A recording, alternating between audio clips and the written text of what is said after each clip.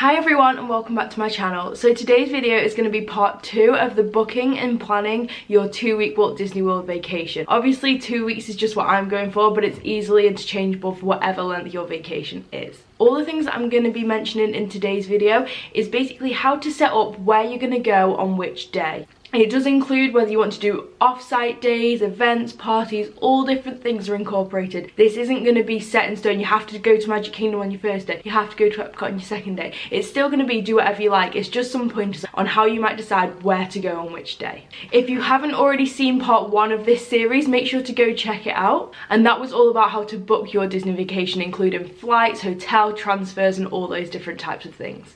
So for the sake of this video, I'm going to pretend that I'm booking a vacation from the 7th to the 21st of April this year. This is not happening, but just if anybody's interested, I will be going to Disneyland Paris from the 11th to the 14th. So make sure to stay tuned for those vlogs. So the first thing I would do to plan out my vacation is I would take off the first day and the last day exclusively for travel. I have said this before, but often it takes longer than you think to do things, especially on travel day. You could get held up, your flight could be delayed, you might have a really long queue in immigration. You just never know what's going to happen. So I always say don't plan things for the first day, but if everything goes well and you get there early, then go ahead and enjoy it. Also, if you're coming from another time zone, jet lag, we never tend to do things on the first day unless it's something you really want to do, but I wouldn't guarantee it. So don't do things that you have to pay for. The first thing I look at is what days have events on and what days have extra magic hours. I just realized as I'm editing that I never told you guys actually how to find out which days have events, which days have the magic hours. So I will put it up on screen, but basically what you're going to do is you're going to go to waltdisneyworld.go.com, which is the official Walt Disney World website, and you're going to head to 5-day calendar. Once you're there, you can type in your dates and it'll come up and it'll show you what's happening each day, what events are on,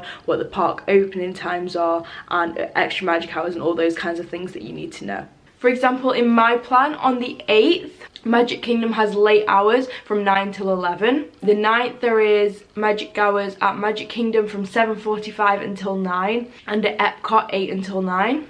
On the 10th at Magic Kingdom there is early magic hours 8 until 9 in the morning, and there is also an event which is 10 p.m. until 1 a.m. Now these types of events you have to pay extra money for, so if there is an event like that on and you really want to go to it, then maybe plan to go to Magic Kingdom that day. These events do cost around $125-ish. I haven't been to one myself recently, so I have no idea how much they actually cost. But apparently that's how much they were last year. Whereas if you really don't want to do that, you think we've paid enough for our tickets, this is not the type of thing we want to do, then maybe avoid that park on that day because otherwise it's going to close really early.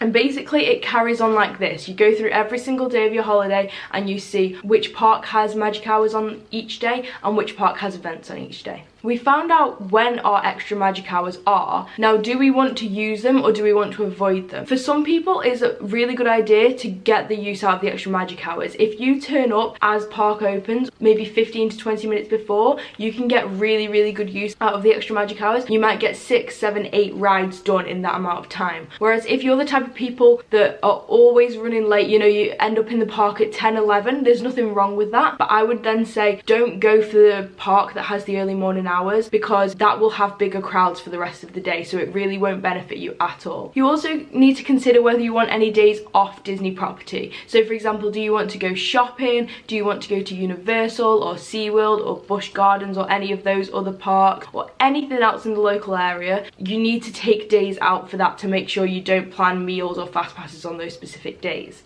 And then the next thing you need to think about is all the things you want to do while you're there. So obviously you're going to go to each of the parks. Now, do you want to go to the water park? Do you want to have rest days by the pool and in the hotel? Do you want a day at Disney Springs or an afternoon at Disney Springs? Are there any specific parties or events that you really want to go to? There's other things as well, like for example at Disney Springs there's a virtual reality game that you can go to. It does cost extra money, but do you want to do that? I think it's coming in summer 2020. There is a new circus, so if you're interested in that type of thing, you might want to take time out to make sure you haven't scheduled anything so you can go and see that. There is also a golf course, which I've never been to, but we always say we're going to go one day. So do you want to go and play actual golf or mini golf? Then you need to take time out for that as well. Make sure you don't have any fast passes or meal reservations at that specific time.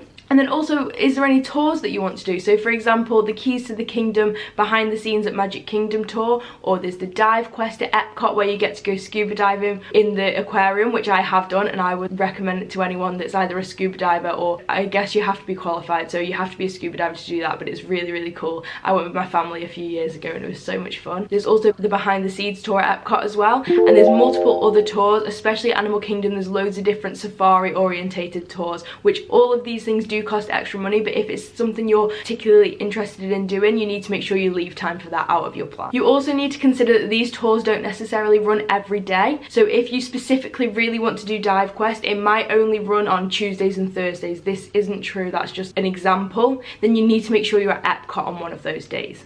Now, if you're going for 2 weeks and you don't really plan to do many things off property, I would say on average you want to do 3 days at Magic Kingdom and 3 days at Hollywood Studios, since it's just got Galaxy's Edge and it's got Toy Story Land as well, and then at least 2 days at Animal Kingdom and at Epcot. Now obviously you can change that around if you have a favourite park, but if you've never been before and if you don't really know much, that's kind of an averaged amount of time that you might take. We went to Epcot this time, we only went for 1 day and we did pretty much everything, but we hardly spent any time going around the World Showcase.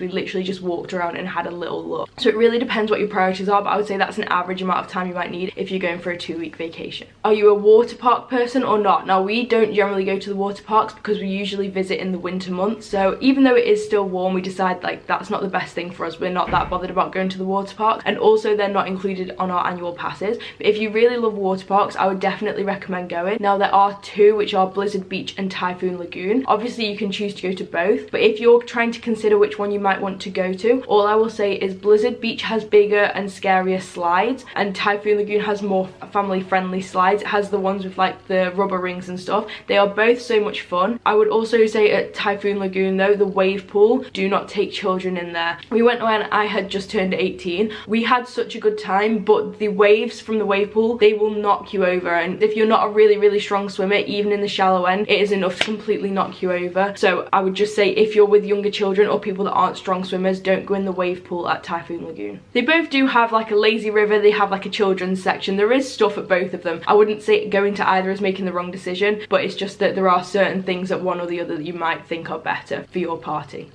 Now the next thing you're going to do after you've thought about all these things is you're going to pencil the days in of what you might do on which day. And don't worry, it will probably change as you plan, but you need to have a vague idea of what you might want to do on each day, how many days you want to leave out to go elsewhere and things like that. And you also need to think about fast passes. I'm going to bring out a complete video on how to fast pass in the next few weeks. It will be every Thursday, so make sure you subscribe and hit the notification bell so you don't miss those. But you just need to think about fast passes in the sense that the more popular fast passes will be, for example, Star Wars, Galaxy's Edge and Toy Story, and maybe ones such as Flight of Passage at Pandora in Animal Kingdom. So I would maybe recommend leaving those ones until the end of your holiday, because when you book your fast passes, if you're staying on site, you can book your fast passes from 60 days before and you can do it for the entire length of your stay. Whereas if you stay off site, you can only do it 1 day at a time, and I'm pretty sure it's only from 30 days before as well. But either way, as soon as it becomes active, if you do it for the end of your week, if you're going for 2 whole weeks, people that are going for 1 week but that week won't have arrived yet, they won't be able to book their fast passes for that week yet. So I would always say for your fast passes, put the most important ones at the end and book them first, and then at the beginning put the ones that you might really want to do but might not be as popular. For example, Big Thunder Mountain Railroad, it's been there for a long time, not everyone wants to fast pass it immediately, so maybe put that one towards the start of your vacation. Another thing to consider is, are you going to stay with your entire party the whole time? Sometimes if you've got maybe teens and then like really young children, they might not want to stay together the whole time. You might want to think, right, so in the morning we're going to split up, you know, these people can do what they like, these people can do what they like, but then we're going to reserve a table for 1 o'clock at some specific restaurant, and then you'll make sure you'll all meet up again for lunch that day. And remember, when you're booking your restaurants, you need to think about shows and parades and things like that. So for example, at Hollywood Studios there's loads of shows. There's the Indiana Jones, there's the Frozen show, the Beauty and the Beast, probably more that I've forgotten about, and they only have select show times. So you don't want to book a meal completely over that show time, because then you'll miss it and you won't get to see it that day. So you need to make sure you consider what time the show times are at and which ones you think are important and you really want to go to, and then book your meal times around that, which is why it's kind of of crazy that you have to book them so far apart from each other, because you kind of need to know what you're going to do on each day before you book your meals. You have to start booking your restaurants 180 days before your vacation, so this is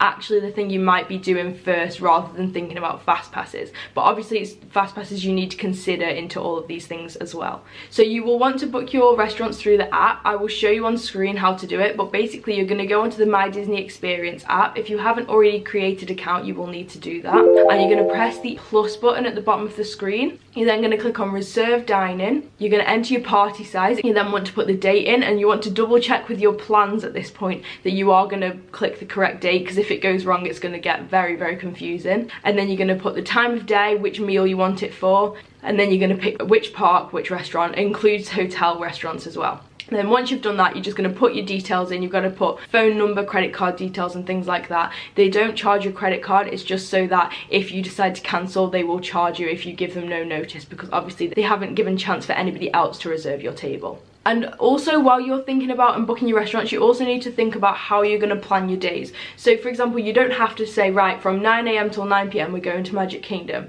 Sometimes we like to split our days up, so you might want to do the morning in Magic Kingdom and then come back to the pool for a rest or a nap if you've got younger children, and then go back out in the evening to watch the fireworks or different things like that, or head to a different park to do something different in the evening.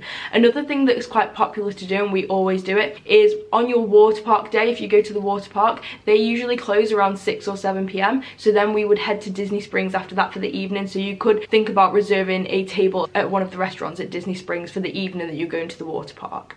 Another thing to consider is whether you might want to leave time on one of the days to do a DVC tour. Now, if you haven't seen my vlog, which has the DVC tour in it, you can check it out after you've watched this video. But basically, if you go on one of the DVC tours, they will take you in private transportation to one of the DVC resort hotels. You will get to ask any questions you want. They will tell you a little bit about it, and you can go and look around some of the rooms and different things that they have for the DVC. And at the end of it, they will most likely give you 3 free fast passes each, so that's a really good thing to think about. And they will also usually give you a gift card of some description for the Disney park. So that's something to bear in mind if you're considering being part of the DVC. Make sure you leave time out, because it can take up to 2 to 3 hours, maybe even a little bit more, depending on how many questions you ask to complete that. And then they will take you back to the park or to wherever you want to go in the private transportation. So that is all I have for today. Again, remember to tune back in next week for the next part of this series, which will be all about planning your fast passes at each park. And remember to check back every Tuesday, Thursday and Saturday at 7 PM UK time for more Disney content. Thanks for watching. Bye.